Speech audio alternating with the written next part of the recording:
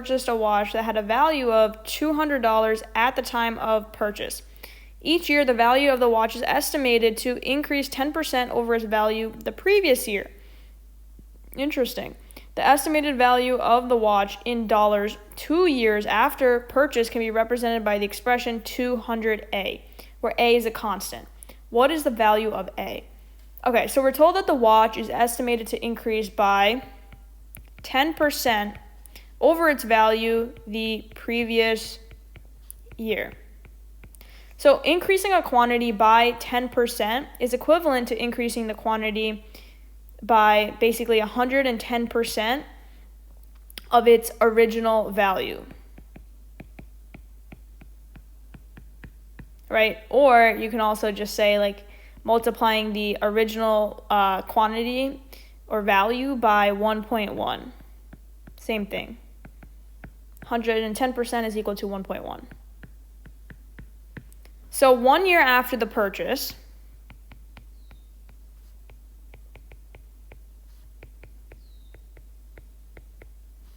the estimated value of the watch is going to be what? Well, we're told that 2 years after the purchase, so it says the estimated value of the watch in dollars 2 years after purchase can be represented by the expression 200A, right, where A is the constant. And what is the value of A? But we know that the original value was 200, right? So $200.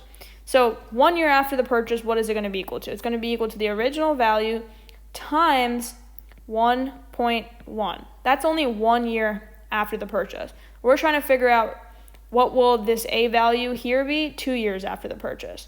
So 2 years after the purchase,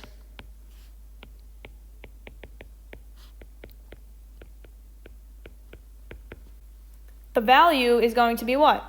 Well, it would be the value of 1 year after the purchase,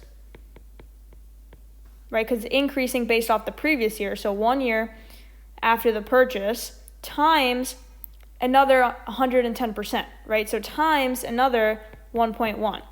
Now we know that 1 year after the purchase can be represented by this expression here, right? So we can plug that in. 200 times 1.1 times 1.1 would give us the value 2 years after the purchase, right? Because this right here is just equal to basically the value 1 year after the purchase. And we want to multiply the value 1 year after the purchase by 110% again for the second year. Okay, so in this case, the expression is represented as 200A. And we're trying to figure out what this A value is. Well, we have 200 here, right? So A must be equal to basically just 1.1 times 1.1, which is equal to 1.21, right? We can represent this same equation here as 200 times 1.21, because 1.1 times 1.1 is 1.21. All right, so that means that this is the A value that we are looking for.